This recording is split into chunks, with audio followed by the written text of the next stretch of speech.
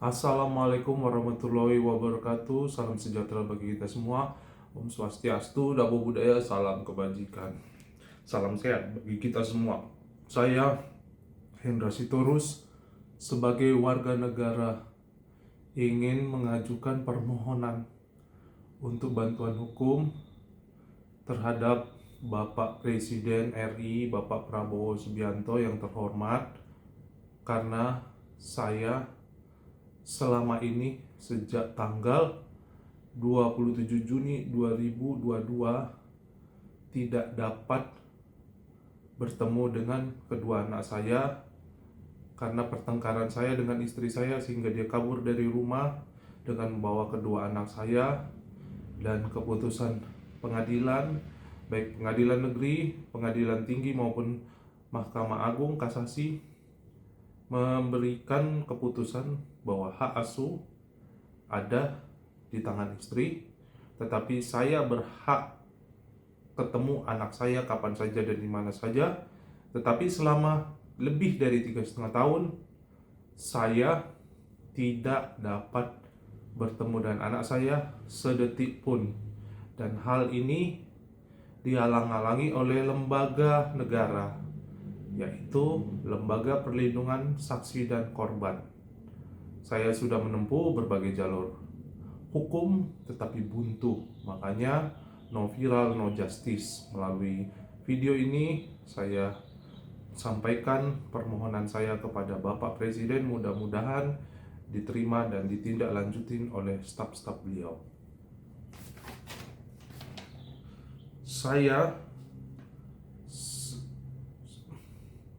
melaporkan atas tindakan KDRT yang sebelumnya dilakukan oleh istri saya, karena kedua belah pihak terluka pada tanggal 27 Juni 2022 oleh istri saya, mantan istri saya, tanggal 30 Juni 2022 oleh mantan istri saya. Karena ini dilaporkan kedua belah pihak dengan memberikan bukti visum bahwa keduanya terluka. Ini adalah pertengkaran, namun di belakang-belakangnya mungkin didramatisir oleh mantan istri saya sehingga ini KDRT. Tetapi bukti di Polres Metro Jaksel memiliki dokumen lengkap bahwa kedua belah pihak terluka karena kedua belah pihak juga menyerang, sehingga ini adalah pertengkaran.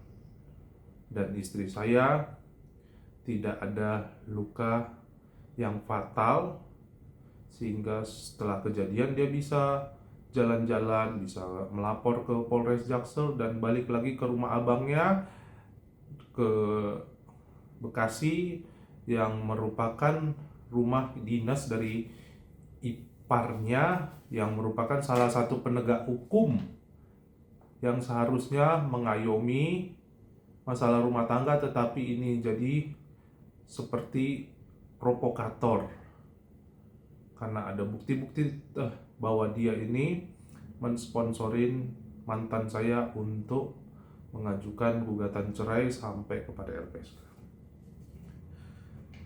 Saya melihat bahwa LPSK berdalih bahwa pengawalan itu bisa dievaluasi tiap 3 bulan sekali, dan saya harus menyampaikan surat permohonan untuk bertemu kedua anak saya ke LPSK. Namun harus dimintakan juga persetujuan dari mantan istri saya yang jelas-jelas ingin menjauhkan saya untuk bertemu dengan dua anak saya. Pengawalan ini dilakukan tiap hari selama anak saya hadir di sekolah dengan minimal 2 ASN LPSK, dan untuk melakukan pengawalan ini pasti tiap hari mereka datang ke sekolah anak saya di SD Negeri 3 Depok, Pondok Cina.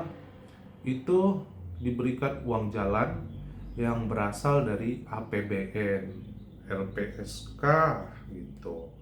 Jadi mohon untuk efisiensi anggaran, nggak perlulah hal-hal seperti ini ya, karena apa, negara ini lagi mengencangkan ikat pinggang dan ini jelas pertengkaran. Jadi LPSK mohon Bapak Presiden untuk dicabut hak pendampingan terhadap dua anak saya. Karena ini sudah lama sekali, 3,5 tahun, sementara hukum bilang saya berhak ketemu anak saya kapan saja dan di mana saja. Ketiga, saya sudah lapor ke berbagai instansi negara seperti Kementerian PPA, Perlindungan Perempuan dan Anak, Komnas HAM, Komisi Perlindungan Ibu dan Anak, KPAID juga, Polres Metro Jaksel, lapor Mas Wapres, dan Kementerian HAM, namun tidak membuahkan hasil. Jadi satu-satunya yang saya tempat berharap adalah Bapak Presiden, karena Bapak Presiden lah yang punya kekuasaan untuk hal seperti ini. Selanjutnya, saya sudah pernah mengajukan surat permohonan ke LPSK untuk bertemu dua anak saya, dan LPSK mengundang saya untuk bertemu di LPSK tanggal 9 Juli jam 10 WIB. Namun surat tersebut saya terima dari LPSK tanggal 9 Juli sore hari. Bagaimana mungkin surat permohonan bertemu di kantor LPSK tanggal 9 Juli pukul 10 WIB, sementara saya terima surat sore hari tanggal 9 Juli hari yang sama. Masa iya itu rapat dilakukan, saya surat diterima setelah rapat selesai. Jadwal pertemuan ya. Ini otak di mana ini LPSK? Telepon ada. Telepon ke WA yang gratis.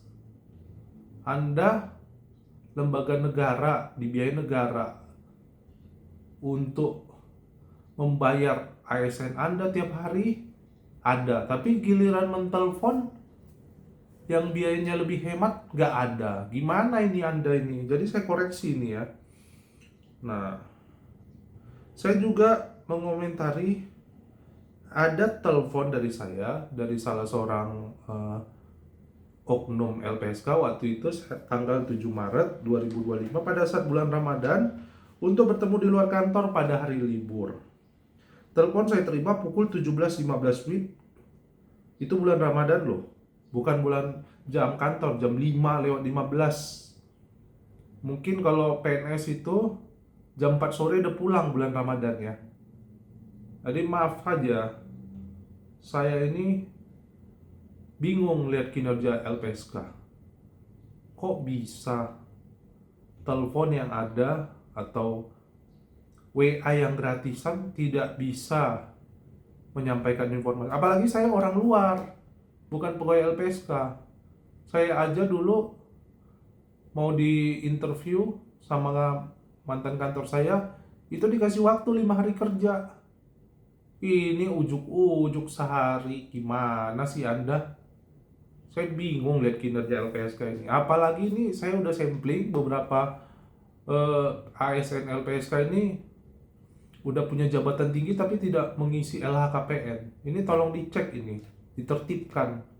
Karena di instansi lain LPSK ini syarat untuk salah satunya bisa promosi.